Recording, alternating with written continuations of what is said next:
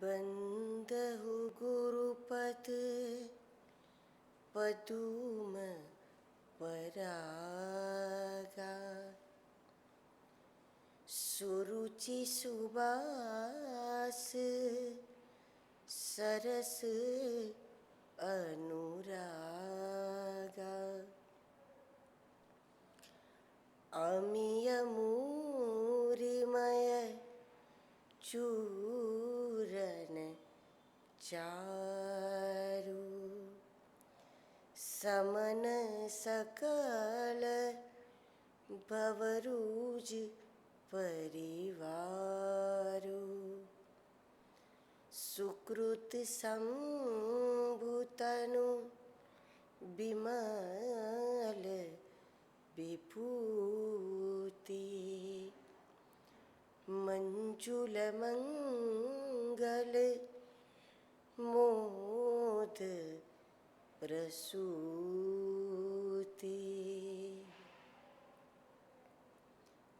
बंदहु गुरुपद पदुम परागा। यह है श्री रामचरितमानस की प्रथम चौपाई। जब गुरुदेव ने अपने वचन रूपी सूर्य किरणों के द्वारा ज्ञानोदय कर दिया, ज्ञान प्रकाश कर दिया, और उसके बाद उस प्रकाश में, उस ज्ञान के उजियाले में जब गोस्वामी जी मानस का दर्शन करते हुए जब दर्शन करा रहे हैं, तो इस क्रम में मानस की प्रथम चौपाई बंदहु गुरुपद पदुम परागा। गुरुदेव की चरण धूलि को नमन करते हुए चौपाइयों का श्री गणेश करने के पीछे ये भी एक भाव है कि मानस की चौपाइयाँ बहुत सरल है और बहुत कठिन है, क्योंकि ये गुरु प्रसाद है, ये शिव प्रसाद है।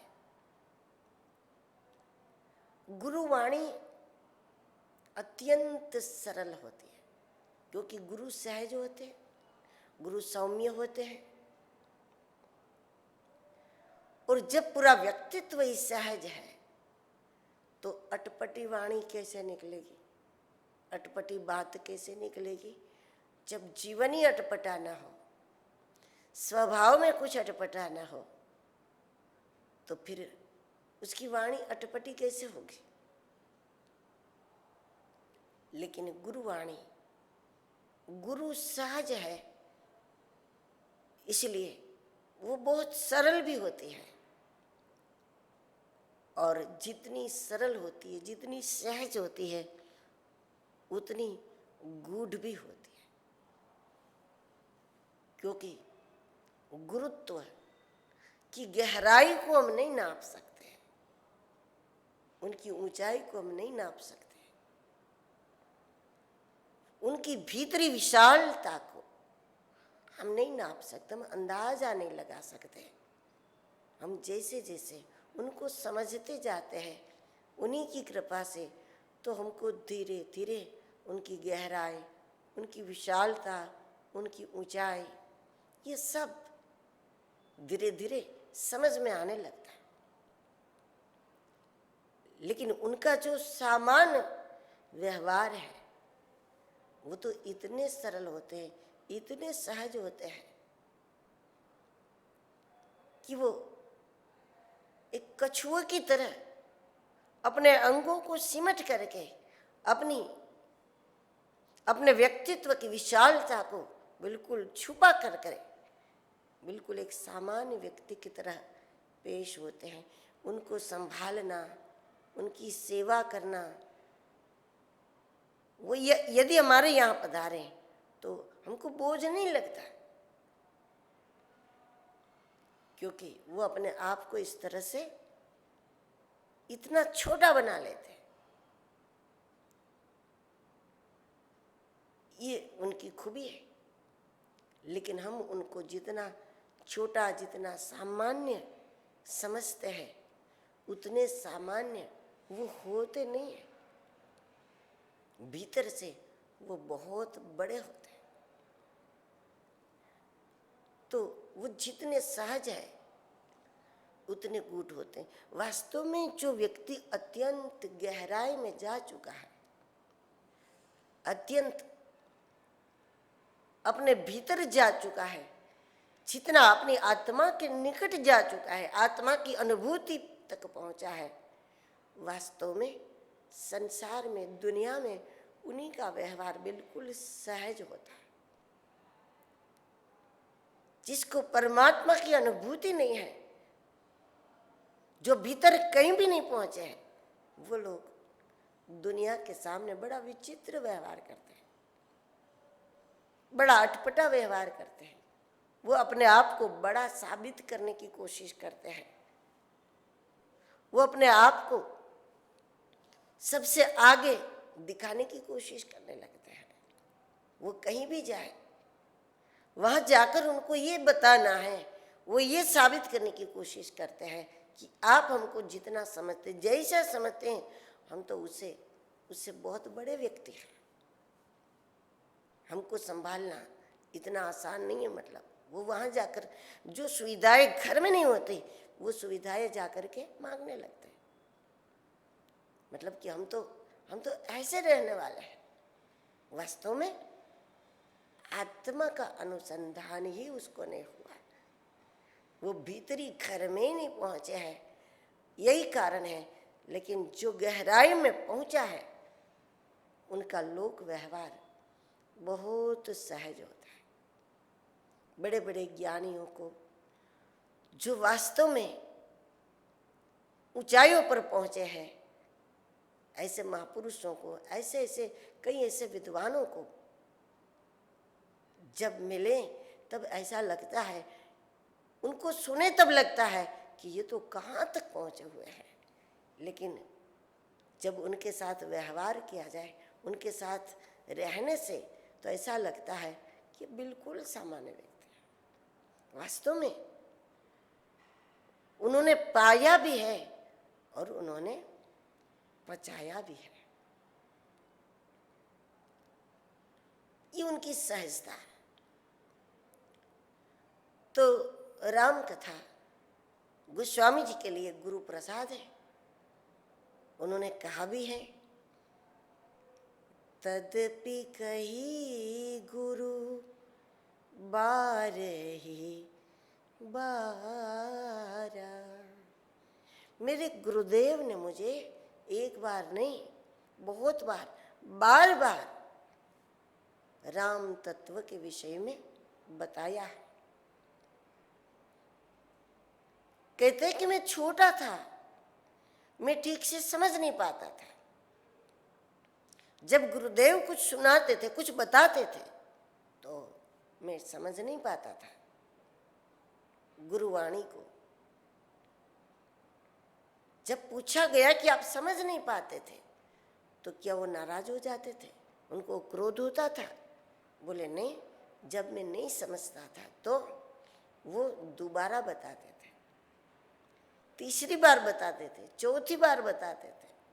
तदपि कही गुरु बारही बारा। गुरुवाणी को जब हम समझ नहीं सकते, तो इससे गुरु नाराज नहीं होते। जब समझने की कोशिश ही नहीं करते, तब जरूर वो नाराज हो जाएंगे, क्योंकि हमारी कोशिश ही नहीं। या समझकर भी ना समझ वाला व्यवहार करें, वो भी उनको अच्छा नहीं लगेगा।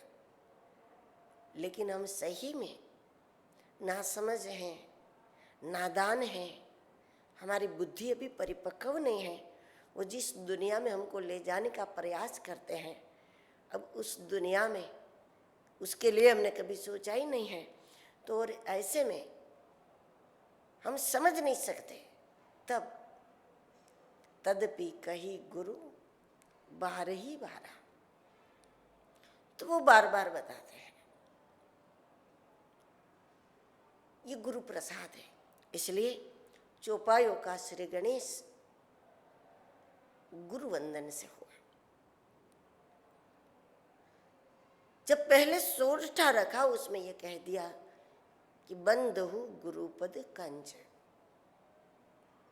और अब जब गुरुदेव के चरणों में उन्होंने नमन किया था, चरण कमलों को जब नमन किया था, गुरुदेव के वचनों के प्रकाश में अब मोहांधकार दूर हो गया। गुरुदेव के आक्रामक स्वरूप से, नृसिंह स्वरूप से जब अहंकार का नाश हो गया, तो उसके बाद अब कुछ अधिकार प्राप्त हुआ। और उस अधिकार से गोस्वामी जी कहते हैं, गुरुदेव के चरणों की रज को नमन। यह है शिष्यत्व। जब गुरुदेव के चरणों की रज को नमन करते हैं, तो इसका मतलब वो स्वयं को कितना छोटा समझ रहे हैं। कोई विनम्र व्यक्ति कहता है, मैं तो उनके चरणों की रज हूं, लेकिन यहां तुलसीदास जी स्वयं को गुरुदेव के चरणों की रज के समान भी नहीं कह रहा है। जगत में दो रज बड़ी बड़ी महत्वपूर्ण है। ये दो ही रज ऐसी है कि जो हमारे अंतर मन में लगी जन्म जन्मांतर की जो धूल है, उस धूल को दूर कर देती है। बड़ी महिमा है, जीवन को दिव्य बना देती है। एक गुरुदेव के चरणों की रज और दूसरी गोरज, गौ माता की सेवा, गौ माता के चरणों की रज, गायों का दर्शन, गायों की सेवा, गायों का सानिध्य, जिनके संकल्प मात्र में हमारा कल्याण हो जाता है। अब सेवा ही हम गायों की करें, तब तो बात ही क्या। भाग्य में परिवर्तन करने का सामर्थ्य ये दो रज में है। ये संभव है। मनुष्य का दुर्भाग्य सौभाग्य में परिवर्तित हो सकता है। और ये सामर्थ्य गुरुदेव के सानिध्य में, गुरुदेव के वचनों में, गुरु सेवा में और गौ माता की सेवा में है। मेटत कठिन कुअंक भाल के, दुर्भाग्य सौभाग्य में परिवर्तित हो जाएगा। चाहे हमारी कुंडली में कोई दोष हो, चाहे ग्रहों का कोई दोष है, चाहे पितृदोष हो, किसी भी प्रकार का दोष क्यों न हो, लेकिन गौ सेवा और गुरु कृपा, ये दो इतने सामर्थ्यवान हैं जो सब कुछ परिवर्तित कर सकते हैं। उनके लिए कुछ भी असंभव नहीं।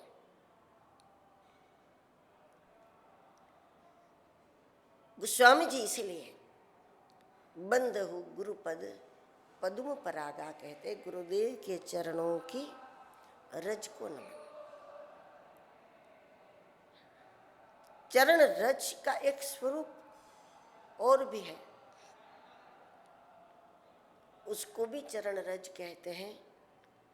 कि जैसे हम अपने गुरुदेव के चरणों से जुड़े हुए हैं, उसी प्रकार गुरुदेव के चरणों से और भी बहुत लोग जुड़े हुए होते हैं। जिनको आप गुरु मानते हैं, उनको गुरु मानने वाले और भी लोग हैं, बहुत लोग हो सकते हैं जो अपने गुरुदेव के चरणों के रज से, चरणों से जुड़े हैं। उन सभी के प्रति सद्भाव होना चाहिए। ऐसा नहीं कि जो गुरुदेव के चरणों के निकट लोग हैं, अब हम उतना अगर निकट नहीं भी है, तो फिर इसके लिए हम हम भाव करें, इसके लिए हम प्रयास करें, प्रार्थना करें, अपनी योग्यता को तैयार करें, वो अच्छी बात है। लेकिन इसके लिए ईर्ष्या करें, इसके लिए कुछ प्रपंच करें, वो बहुत बुरा है।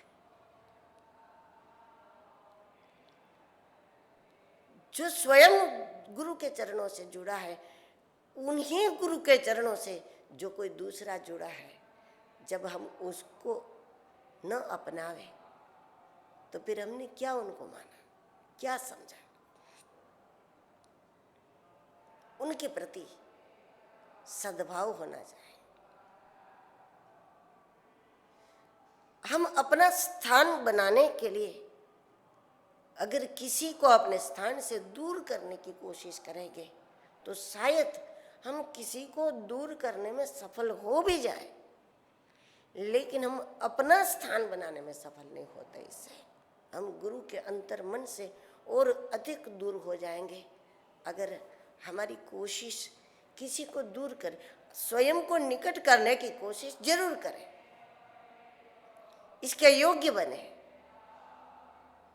लेकिन किसी को दूर करने की दिशा में हम अपनी ताकत क्यों लगा रहे? हम अपनी ताकत स्वयं को निकट करने के लिए जरूर लगाएं, लेकिन किसी को दूर करने के लिए हम कोशिश क्यों करें? ये अच्छी बात नहीं, क्योंकि वो सब जो कोई हमारे गुरु को मानते हैं, गुरुदेव के चरणों से जुड़े हैं, वो सब हमारे लिए गुरुदेव के चरणों की रज है। धूल बिल्कुल सामान्य वस्तु है, लेकिन जब वही धूल, वही रज जब महापुरुषों के चरणों से चिपकती है तो राजा महाराजा भी अपने मस्तक पर उस रज को धारण करते हैं। तो यहाँ ये भी बताना चाहा कि एक सामान्य से सामान्य चीज जिनकी वैसे देखा जाए तो कोई कीमत नहीं है, ऐसी मामूली वस्तु धूल भी गुरु के चरणों से लग गई तो राजा महाराजा भी मस्तक पर लगाते हैं, इतनी महिमावान हो जाती है। तो फिर हम अपना जीवन गुरुदेव के चरणों से लगा दें तो हम कितने ऊंचाई पर पहुंचेंगे, हम कितने आगे बढ़ेंगे। हमारा अपना शरीर भी एक प्रकार से मिट्टी है, धूल है, और ये शरीर रूपी मिट्टी, शरीर रूपी धूल जब उनके चरणों की सेवा में लग गई तो फिर जीवन अद्भुत हो जाएगा, दिव्य हो जाएगा। वो शरीर, नाशवान शरीर भी हमारे लिए दुर्लभ और दर्शनीय हो जाएगा अगर वो चरणों से लग गया तो बंधहु गुरुपद पदुम परागा, सुरुचि सुबास सरस अनुरागा। यह है गुरुत्व का परिचय। सुरुचि सुबास सरस अनुरागा। कृष्ण भक्तों को कृष्ण नाम में रुचि होती है, राम भक्तों को राम नाम में, शिव भक्तों को शिव नाम में रुचि होती है। सबको अपने अपने इष्ट के नाम में रुचि होती है, लेकिन गुरु नाम में या गुरु चरणों से सबकी रुचि होती है, इसलिए सुरुचि रखा। लेकिन गुरुत्व की ये पहचान है। गुरु कौन है? गुरु का प्रभाव कैसा होता है हमारे जीवन में? गोस्वामी जी गुरु का प्रभाव क्या है वो बता रहे हैं। जो हमारी रुचि को सुरुचि में परिवर्तित करे, जो बास को सुबास में परिवर्तित कर दे, दुर्गंध को सुगंध में परिवर्तित कर दे, जो रस को महारस में परिवर्तित कर दे, जो राग को अनुराग में परिवर्तित कर दे। और वो कब कर देते हैं, कैसे कर देते हैं, पता ही नहीं चलता। जो प्रयास के बाद भी हम नहीं कर पाते थे, लेकिन केवल चरणों से जुड़ गए, समय समय पर सानिध्य में गए, समय समय पर उनके कोई सूत्र मिल गए, दर्शन मिल गया और उनके द्वारा कोई ना कोई मार्गदर्शन प्राप्त हुआ, या कभी कृपा दृष्टि हो गई ठीक से हमारे ऊपर, बस इतने मात्र से हमारी रुचि सुरुचि में परिवर्तित हो जाती है। संसार के विषयों में जो हमारा मन जाता है, ये पहनना है, ये खाना है, ये देखना है, ये सुनना है, सांसारिक विषयों में हमारी रुचि, हमारा मन बिना भेजे अपने आप चला जाता था। और जब गुरु कृपा होती है तो फिर वो ही मन जो संसार के भोगों में चला जाता था, उसको भजन में रुचि होने लगती है, दर्शन में रुचि होने लगती है। पहले मन नहीं करता था कि चलो मंदिर जाए, मन नहीं करता था कि चलो पाठ कर ले, हनुमान चालीसा कर ले, सुंदरकांड कर ले, मानस की कुछ पंक्तियों का पाठ कर ले। मन नहीं करता था इसके लिए कि चलो थोड़ा कीर्तन कर ले। लेकिन बाद में गुरु कृपा जिसके चलते मन उस दिशा में जाने लगा, समय पर मन ही जल्दी करता है कि चलो मंदिर, मन ही करता है जल्दी कि चलो पाठ कर ले। बिना भजन के अब मन को बेचैनी होती है। पहले भजन में मन को बेचैनी होती थी, भोग में मजा आता था, लेकिन अब बिना भजन के मन को बेचैनी होती है। उनको भजन में ही चैन पड़ता है, उनको सेवा में चैन पड़ता है, उनको दर्शन में चैन पड़ता है। अब कहना नहीं पड़ता मन को कि लग जाओ, लेकिन मन को उसी में आनंद आता है, उसी में मन को चैन होता है। तो अब जब हमारी भजन में रुचि होने लगी, दौड़कर मंदिर में जाने में हमारी रुचि होने लगी, कीर्तन में रुचि होने लगी, सेवा में हमारी रुचि होने लगी, गो सेवा में हमारी रुचि होने लगी, संत सेवा में हमारी रुचि होने लगी, तो इसका मतलब ये रुचि नहीं है, वो सुरुचि है। रुचि की दिशा धर्म हो गया, रुचि की दिशा अध्यात्म हो जाए, रुचि की दिशा परमात्मा हो गई, तो वो रुचि नहीं कहते, वो सुरुचि है। और वो कब हो गई, कैसे हो गई, किसने कर दी, मालूम भी नहीं। हम तो लगे थे किसी चरणों में, आते जाते थे, श्रवण करते थे, सानिध्य में बैठते थे, और अब उसमें हमारी रुचि होने लगी, जिसमें पिछले जन्म किसी जन्म में नहीं हुई थी, उसमें आज जब हमारी रुचि है तो ये सुरुचि है। पहले संसार के विषयों में दुर्गंध में सुगंध का आभास होता था, और अब जब हमको संतों के सानिध्य में उनके वैराग की सुगंध आती है, दुनिया के कण कण में भगवान के होने की सुगंध आती है। सुगंध मतलब एहसास। पहले तो मंदिर में भी ऐसा नहीं लगता था कि हम भगवान के निकट हैं। मंदिर में भी लोग गलत काम कर लेते थे, पाप कर लेते थे, चोरी कर लेते थे, लेकिन अब मंदिर में, केवल मंदिर में नहीं, अब हम जहाँ कहीं भी हैं वहाँ महसूस करते हैं कि हम तो भगवान के साथ हैं, भगवान हमारे साथ है। हम जहाँ कहीं भी है, हम परमात्मा के अंतर्गत है, हम उससे दूरी नहीं है। फिर चिंता किस बात की, हम उससे दूरी नहीं है, भय किस बात का, हम उससे दूर नहीं है। तो ऐसे में केवल हमें शास्त्रों के रूप में जो उनकी आज्ञा हमको मिलती है, बस हमें तो उनकी आज्ञा पालन करनी है, वही धर्म है। इस वास है। संसार के विषयों में पहले खुशबू लगती थी, लेकिन अब भगवान की खुशबू, अब अध्यात्म की खुशबू, भगवान के होने की खुशबू आने लगी। वो सुवास है, सुरुचि, सुबास। पहले संसार की बातों में रस आता था, कोई किसी की बात करे तो उसमें रस आता था, या कोई सांसारिक बातें हो तो उसमें घंटों घंटों तक मजा लेते थे, पता ही नहीं चलता था कैसे समय निकल गया।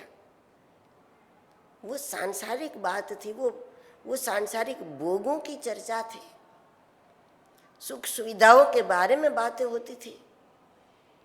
हाँ, वो पूरी एकाग्रता से सुनते थे, उसका पूरा रस लेते थे, उसकी पूरी मजा लेते थे। और कहीं सत्संग में बिठा दिया तो वहाँ फिर नींद आने लगती थी, वहाँ सुस्ती होने लगती थी, उसमें रस नहीं आता। जिसमें व्यक्ति को रस आने लगता है फिर उसमें उसकी स्फूर्ति होती है।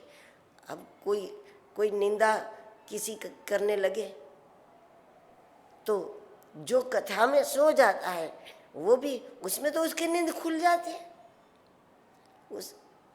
जो सत्संग में सुस्ती होती थी जिसको, उसी को उसी समय उसको छोड़ करके किसी की बुराई करने लगो, मजा लेने लगेंगे पूरी, क्योंकि उसमें उसको रस आता था।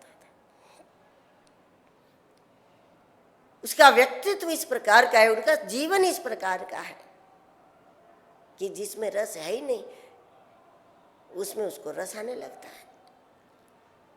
लेकिन जब गुरु कृपा होती है, संतों के सानिध्य में जाते हैं, गुरु के सानिध्य में जाते आते हैं, तो उसके बाद धीरे धीरे हमको शास्त्रों में रस आता है। ग्रंथ का जब हम दर्शन करें तो जिस ग्रंथ के जिस अध्याय को हमने लिया हो, जिस कांड को हमने उठाया हो, फिर उसमें हमको बहुत कुछ रस मिलने लगता है, बहुत कुछ मिलने लगता है। छोड़ने का मन नहीं करेगा रामचरितमानस को, भागवत जी को, क्योंकि जब उसका दर्शन करते हैं तो उसमें से बहुत कुछ दर्शन मिलता है, बहुत रस मिलने लगता है। सुरुचि, सुबास, सरस ये कर दिया गुरु कृपा ने। और दुनिया में जो हमारा राग था वो भगवान में हो जाता है, वो अनुराग बन जाता है। दुनिया में जिससे भी राग होता है, कहते हैं ना, उससे हमारा राग मिलता है, मतलब स्वभाव मिलता है। तो संसार में जहाँ राग है, जिससे भी राग है, उससे एक दिन द्वेष होगा ही होगा। इसलिए गुरु कृपा उससे हमारा राग कराती है। जहाँ कभी द्वेष की संभावना नहीं है, वो राग परमात्मा के प्रति हो गया, वो अनुराग है। राग द्वेष में परिवर्तित होता है, अनुराग कभी द्वेष में परिवर्तित नहीं होता। इसलिए बड़ी अद्भुत पंक्ति है, बंधु गुरुपद पद्म परागा, सुरुचि सुबास सरस अनुरागा।